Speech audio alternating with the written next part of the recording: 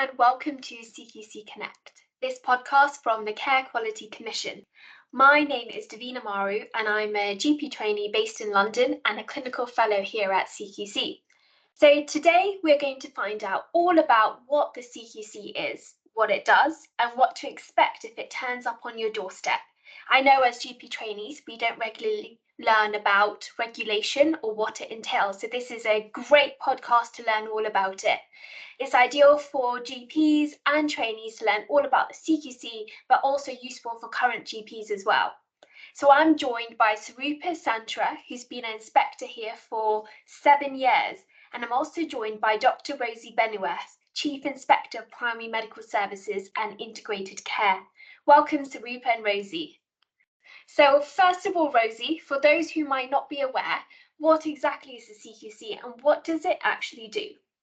Okay, so great question. So the CQC firstly works across all sectors of health and care. So it works in hospitals, it works in primary medical services, it works in adult social care, independent health, and all of the services in between. So it has a really good helicopter view of the health and care system. And the purpose of the CQC is to ensure that people get really good, safe care from the services they use. So the way that the CQC does this is it registers providers. It registers providers that provide health or care services, such as GP practices. It then monitors those providers, it inspects them as needed, and then it makes sure that they meet the fundamental standards of care that are outlined in law that people should expect when they receive health and care services. The other important thing that the CQC aims to do is very much drive improvement of care. It's very keen to look, we're very keen to look at how we can make sure we drive that improvement culture and drive those improvement of services so that people get really good care wherever they access care across the country. If in the unlikely event we don't see good care and we see very poor care, which is in a small minority of providers, then we do have powers to take enforcement action to make sure that those services improve and do not cause any harm to patients. So the CQC has loads of roles: registering practices, driving improvement, regulating, and also making sure everything is safe, really. So there's a wide remit within the CQC. Now, I know, Surupa, you've been an inspector for around 7 years. So what is an inspection and why are they actually carried out? Thanks, Davina. A CQC inspection is an opportunity for providers to tell us what happens at a particular service. So it's a chance to showcase what providers are doing. We all know how stretched the NHS is and we aren't there to trip anyone up. It's a chance really for us to review services in line with our key lines of inquiry. And as Rosie said, inspections are ultimately carried out to make sure that patients are receiving safe, high quality care. And we look at whether providers are providing safe, effective, caring, responsive and well-led services. So essentially we're looking at how services are responding to the needs of local populations. And that's really important to know about these. We don't learn about it in training. Rosie, do you want to add anything about these inspections? Just to add that those 5 areas, there's been a lot of work done amongst all partners across the health and care system and all of the arm's length bodies, so people like NHS England and NICE and Health Education England. And a document was produced some time ago called A Shared View of Quality. And it was felt that those 5 key areas that Surupa's mentioned, so is it caring, is it safe, well-led, responsive, is it effective? Actually, by looking at all of those areas, you got a really good idea as to whether a provider was providing good quality care. So that's why we look at those different areas, because actually it's really important that someone knows that they can access care. So we look at that in their responsive question. Some really important that when they get in to see a GP, that actually the treatment that's being provided is in line with good evidence and is effective, and all of those things. But you want compassionate care as well, and caring care. So all of those things give that very rounded view about quality. Thanks, Rosie. And also to mention, within that well-led key lines of inquiry are things like innovation and driving improvement, which is, I think, an exciting part of healthcare now, because a lot of innovation has happened across the pandemic, and it's really important to recognise this within regulation. And I'm glad CQC loves to share and drive improvement and is part of this new strategy. So that's great. So a question all trainees have is, will the CQC just turn up unannounced, or will there be some advance warning? So on the whole, you will receive some notice. So CQC inspections are generally announced inspections, GP inspections. With the pandemic, there's been some changes with the way that we inspect, as Rosie mentions. But what happens is that your practice managers will normally get a call from our local inspector a couple of weeks before the inspection. And they will be informed about that inspection. It depends on the level of risk, though, and sometimes we do unannounced inspections as well. With the pandemic, we've started to run some remote clinical searches as part of our inspection. So a GP SPA does log on to the system prior to the site visit to look at some things such as long-term disease management, for example, MHRA alerts, looking at safeguarding prior to the visit. And also sometimes during the pandemic, some of the interviews have been done remotely as well on Microsoft Teams. I mentioned that sometimes we need to do unannounced inspections based on the level of risk. So if we have, for example, significant whistleblowing concerns, we may need to carry out an unannounced or short notice visit. And again, this is in line with our key purpose to ensure that patients are safe. And then sometimes we've had to take enforcement action to ensure that people are safe, in line with some of those instances as well. Can I just come in there, Devina, as well, because just to add to Surupa's points, because what often we find is that sometimes we announce an inspection, and for the next 2 weeks, a practice is very, very manically busy doing all of the things that they think they need to do for us to come and have a look for an inspection. Where I'd like us to get to is to really think about how we support practices to be delivering good care, and to review their policies and their procedures and their systems on a very regular basis, because actually good quality care shouldn't just be dependent on those 2 weeks before we come in for an inspection. We should be able to drop into a practice on any day of the year and find that they're delivering good, safe care. And often that, the practices that we go into that are very good kind of understand, have a regular review process of all of their different systems and processes across the year, so that they have that ongoing look at what's happening in the practices to make sure that things are regularly reviewed and updated and improved as needed. So that's what we're trying to aim for, although we have no plans at the moment to change the announcement system.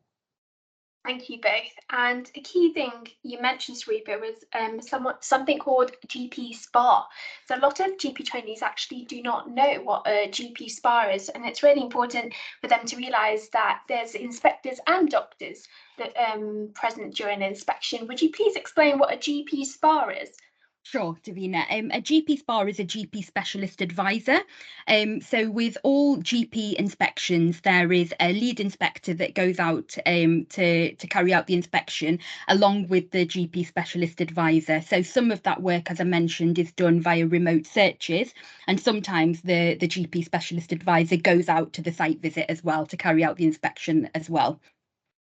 And after an inspection, practices are given a rating. Rosie, why are practices rated, and what do ratings mean?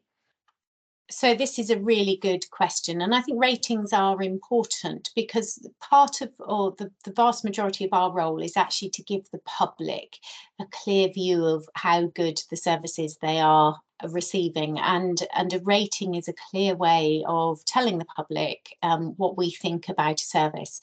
And there's 4 different ratings, so a practice can be good, and the vast majority of our practices are good. They can be outstanding, they can be requires improvement, or if we're very significantly concerned about the quality of care, they can be inadequate. So we have roughly about 95% of GP practices at the moment who are rated good or outstanding, and then we have about 4% rated requires improvement and about 1% rated inadequate. So we know that the vast majority of practices are delivering good quality care. But from a public point of view, it can firstly kind of help them choose which service to go to in some situations. So if they have a choice of which provider to go to, they might look at the CQC ratings. It can also drive support and improvement from the local system, so the local integrated care system or the local commissioners in the system. So if there are concerns, or if a practice requires improvement or inadequate, they might need additional support from the local teams, and that is a way of signalling to the local teams about that support that they need. And it's also a way of flagging into the local, I guess, the local councils and the local elected members in the area about where there are concerns as well. And certainly there's often political interest as well locally about the quality of care and quality of services that the population in the local area can receive, and a focus if that's not if that's not good enough. If you wanted to find out more about our ratings, there is quite a lot of information on our website as well, and we do have some ratings characteristics on there, and that gives an indication of some of the things that we look for in each of those key domains as well. Just to add to that, and I don't know if we're coming on to this later, but I wondered if it would be helpful to talk through some of those things we see in outstanding practices. What we see in outstanding practices is a really relentless focus on quality improvement. So the practices we go in and we think, wow, this is a brilliant practice. They're constantly curious about how to improve their services. They're not doing it because there's a contractual reason, or QOF says they have to, or whatever else. They do all of that anyway, but this isn't tick box. This is actually, how do I improve the care of for my patients, and how do I measure that? How do I use data to really kind of get under the skin of that? How do I keep looking at that data to make sure that those improvements have been made? And how, once those improvements have been made, do I make sure that they're sustained? They're very outward focused. They look at what's happening in other parts and other providers, and they pull that learning into what they're doing. They're very prepared to talk about things that have gone wrong and learn from the things that have gone wrong, and embed that learning. And I think that's really key. And they have a culture within the practice where there isn't hierarchies, where people feel valued, where staff feel happy, where people can raise concerns about things that they're not happy about, and they're listened to. And they work well as part of their local systems and really understand the needs of their local populations. We know that wherever you are in the country, the practice that you're working in has a population that's unique to that practice, whether it's you've got an elderly population, whether you've got lots of students, whether you've got people who are homeless. And actually the practices that are outstanding have really thought about the population that they're looking after and developed those services in line with that. Thanks, Rosie. That's really useful, because a lot of GP trainees might be helping the partners or the practice managers prep for an inspection, and might even be interviewed by a GP spa. So for all the GP trainees out there, do check out the CQC website, because they are very transparent in what they do look for in inspection. Surupa, is there anything else we should be aware about within an inspection? Yeah, just when you were mentioning about the website, the other thing that we have on our website are Mythbusters. And one of the Mythbusters that I would recommend is Mythbuster 12. And that gives a lot of information to GPs about the searches that we run. So I mentioned that the specialist advisor would run some clinical searches, and this particular Mythbuster has quite a lot of information in there. So I'd recommend reviewing that one. Thanks, Surupa. And Is there any way to get involved in the work CQC does? I know, Rosie, you're a GP by background as well. Maybe is there more information about how GP trainees can be SPAs in the future? Yes, certainly. So there is a lot of information about what we do on our website. We also have lots of information on social media, so through all of the social media platforms that you'd expect. And we do have a Citizens Lab link as well to talk about the developments and what we're doing. So we very much value people's input. There are, if you have comments and questions, you can always get in touch with your local CQC inspector, and your practice managers will have the details of that. We're very keen to hear from people who work in services and build those relationships. So do get in touch as well with your local CQC inspector. There are opportunities that regularly emerge to become a specialist advisor, and we do have asked for people who have experience as a GP. So I'm not sure you can do that as a trainee, but that is something to think about. And I think that's a really great way of seeing what other practices are doing, to learn about other practices, and to share that learning as well, and to see what really good quality care and understand that is. So do get involved with us, and you know, you can also get in touch with the CQC at any time. There's information on our website as to how to do that. Can I just add something else to that as well? Because I think the other thing that's really important to us is hearing from people who use services. And so if as a GP you're hearing, if you're using services that you have feedback about, either good or bad, in any of the services across the health and care system, we have something called Give Feedback on Care for any member of the public to use to feedback on those services. And the other request I would have for anyone working in any service is, if they are hearing concerns, if they, for example, within their practice, see concerns that they do not feel are being adequately addressed, that are causing harm to patients, please get in touch with us. We will protect that information and keep that confidentiality, but it's really important that we hear about that so we can make sure that people's care is safe. And likewise, if you see concerns with services that you're working with, so for example hospital services or community services or adult social care services, and you feel that they're not being addressed locally, again, please do share those with us, because it's vital for us that we do everything we can to make sure that safety and quality for patients is first and foremost in everything we do. And the more information we have from a whole range of sources that enables us to support providers and help providers who are struggling to provide that good quality care is important to us. Thank you, Rosie. And Surupa, is there anything to add? You know, Rosie's already mentioned, but one of the things that we look for as well, for, you know, particularly when practices are outstanding, is the impact on patients. And you know, sometimes it's the impact on individual patients within that practice, but also its impact on the whole PCN. For example, I've seen practices where they've been rated outstanding, and they've helped patients in their own population group, but also neighbouring practices as well. Thank you both. And since starting this fellowship with the CQC, I've really learned what regulation is. I had no idea about regulation during GP training, and it's not even included within our curriculum. Even on my first day, I felt ridiculous because I actually wasn't sure what regulation entailed. And now I completely understand that CQC are there just to make sure that health and social care services are provided with safe, effective, compassionate, high quality care. And it's nothing to be scared about. And I'm actually really wanted to do this podcast so you guys understand that there's this huge transparency between CQC and the GP practices about what they look for during the inspections, and it's something not to be afraid of.